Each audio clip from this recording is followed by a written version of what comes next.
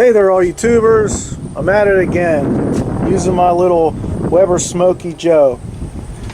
Same setup as last time, still got that vortex in there, I still got all that Weber charcoal in there and those two barely smoldered pieces of peach wood, and I have the new stainless steel cooking grate from Greg over at the Woodshed Smoke BBQ with Slowhand. So same setup as last time. I did add 5 more briquettes here, and I'm going to start 5 briquettes once again, and I will drop them right on top of the wood this time. Alright, and you'll see I still have my dollar store dog bowl down here, but no PID stoker unit connected. But you know what I found? If I leave this dog bowl under here, that's real convenient for ash cleanup. You know, you get that ash down in here and it's kind of annoying. You got to tip the whole thing over. All I do is just pull that dog bowl out of there and the ash just stays contained. Then I dump it, you know. So it's my little silly setup. Silly. Okay, so what I have here is your Spatchcock chicken. Seen it a million times, no big deal. But what I want to show you about these chicken, well, whenever you're cleaning them or before you cook them, see this gunk right here? I don't even know what organ this is. This is kind of nasty, kind of whatever. And I learned a long time ago that if you don't remove that, it kind of gives a bitter taste to your chicken. So I always kind of dig it out and look at that. I don't even know what the heck you call that. If anybody knows what this is, let me know. But I've always removed it. I learned that at a very early age, and so people, when you're making chicken, remove this, please. It's disgusting. And rinse it thoroughly. I mean, come on. Alright. Alright, so we got our little chicken all cleaned up there. I sprayed them down with a little bit of cooking spray. And we're going with this, what is that? Cock rub. I'll be darned. How about that? I mean, who don't like a little cock rub, right? Look at that. Look at the color of that. Look at that. That's pretty nice. Yeah, there used to be a guy who had like small mini kind of grills and pits and all that, and then he got himself all these big huge grills and pits, and then he disappeared. Whatever happened to Hobo Nickel? Yeah, remember that guy? Yeah, he's the one who gave me this. He thought I'd like it, so how about that? It's kind of funny there. I mean, who don't like a little cock rub, right?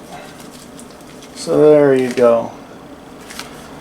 And what else we got going on here? Alright, we're going to do the skin side. I'm going to flip it over.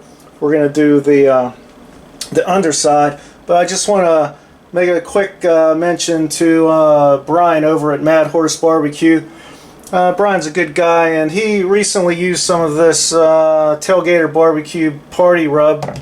And I've been wanting to get some more of that Suckle Buster stuff, so couple new Suckle Buster sauces and that Hoochie Mama.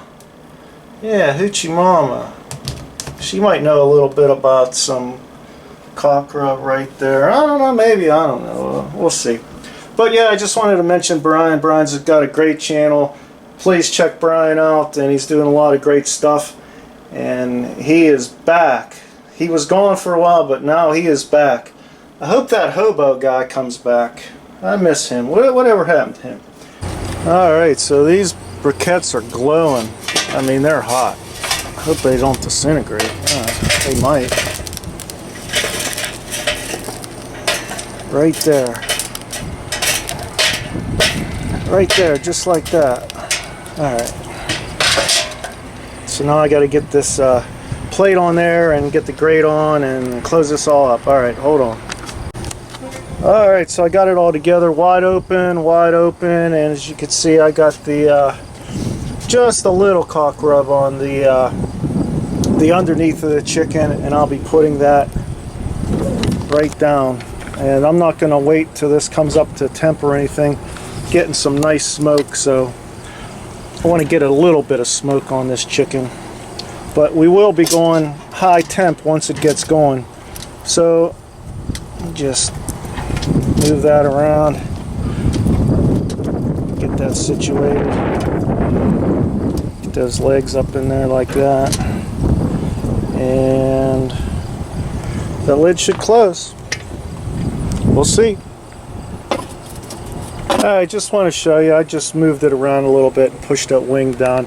I think it's just touching the tip just barely, but I'm not worried and concerned about that. But we got some nice smoke rolling, so just put that like that. And I got to get my temp probe. I'll stick my temp probe in there and see what kind of temps we get.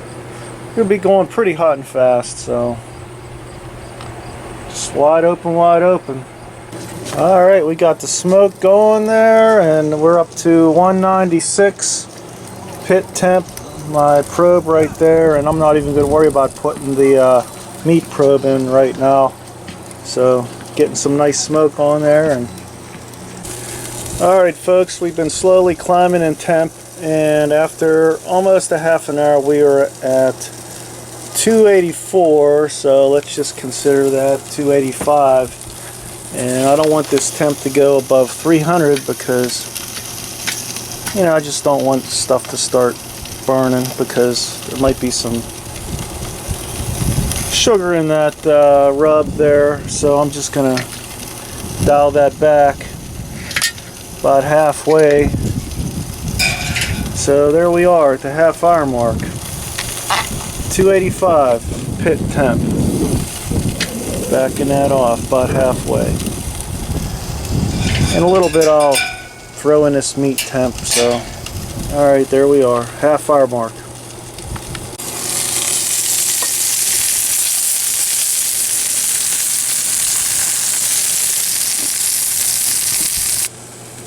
Alright folks, so at the 45-minute mark I turned the lid around, so this is the breast side here, and the temp is, you can see, 273.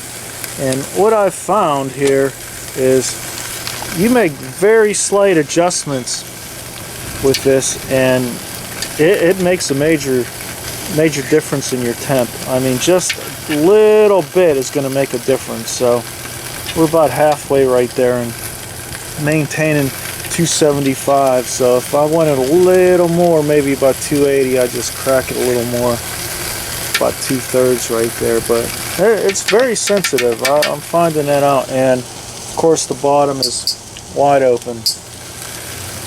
Alright folks, we're chugging along, and you know what, I think I'm going to go ahead and put the meat probe in.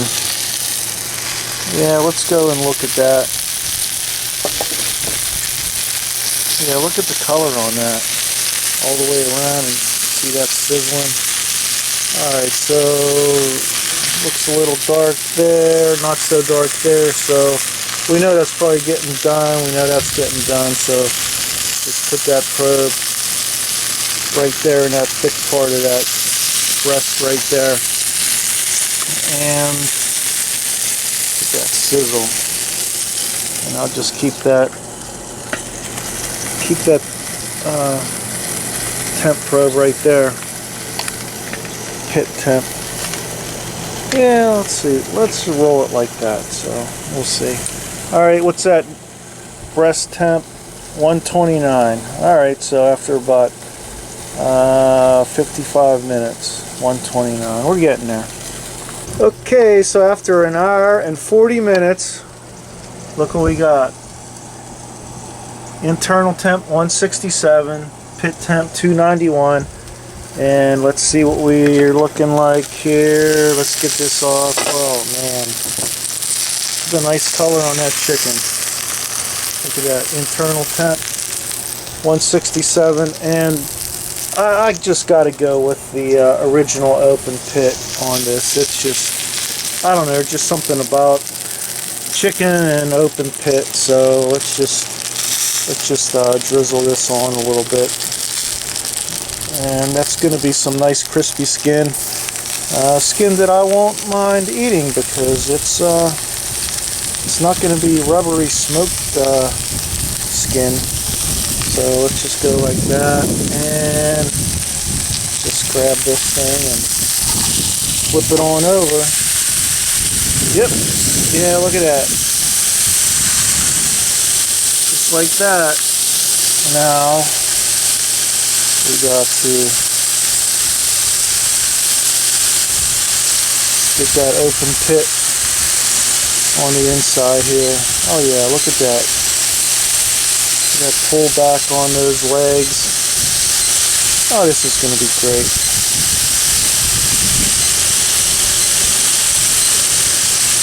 Alright, so a whole spatchcock chicken on a little Weber Smoky Joe.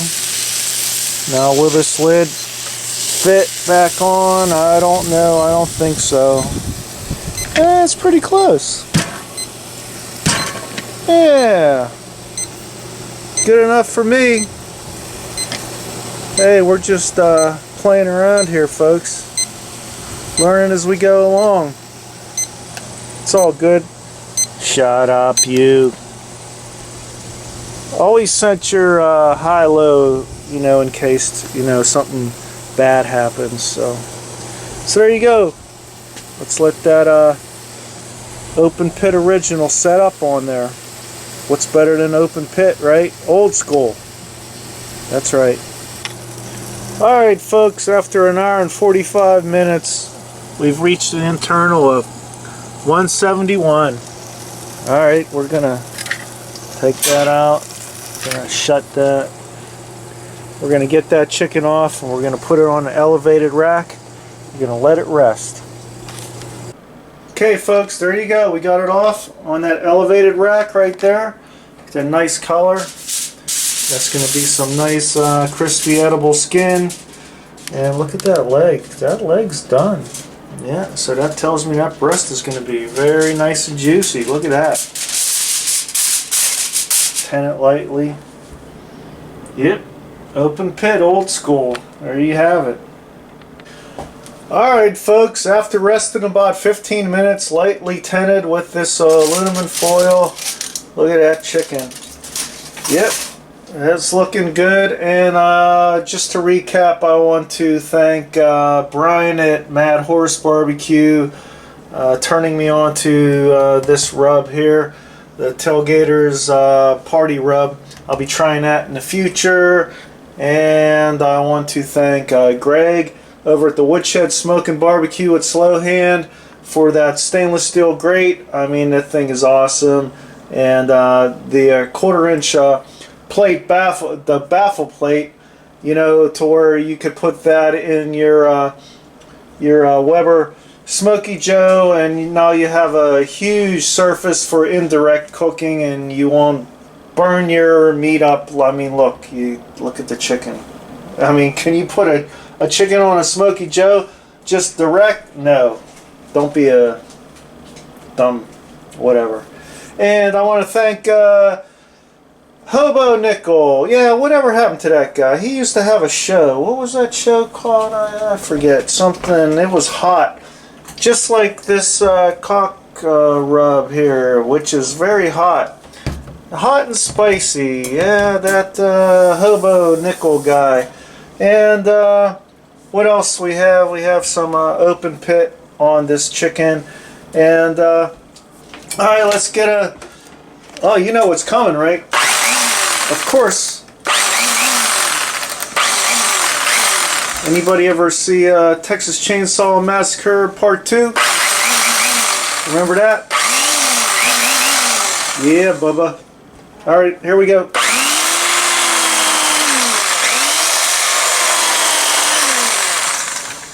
Alright, missus, come on in here. Get yourself a piece of that. Look at that. Come on, get in there and grab that. Look at that. I know it's tender. And it's juicy. Look at that. Tender, juicy, hot. Look at that. It is hot and juicy. Yeah, you don't have to squeeze your meat there. No. Don't squeeze your meat. Having a hard time holding it. Yeah, it's... Look at that. See those juices flowing right there? Mm-hmm. I hope the good people YouTube can see that. Look at that. Wow. Great combination there. Look at it. You know, you can see Can see that. it on my fingers. Alright, you can squeeze my meat if you want, but you don't have to. I mean, alright, well, I'm just saying. Good Lord. Good Lord. Alright, people. There you have it. A Spatchcock chicken on the Weber Smokey Joe. Who knew? Well, Greg knew. Huh, Greg knew. I guess he did. Yes, he did. And now you know. Metal on, people. Wow, this is dripping tasty. And it's smoky. I gotta say that it's smoky. Yep, look at that. Definitely got a smoky flavor to it. Alright folks, it's the next morning here. Gotta do the charcoal reveal. Oh man. Look what a mess. Look what a mess that sauce makes. Yeah, you know, I've never been a fan putting sauce in your pit. And that's why. Alright. Well, I'm at a mess. But that's why I got the aluminum foil on there. Easy cleanup. Hey, that's not too bad. That's not bad at all. See that, folks? Couple there. Maybe a couple underneath. Still got a little piece of that peach wood. There's this other piece there.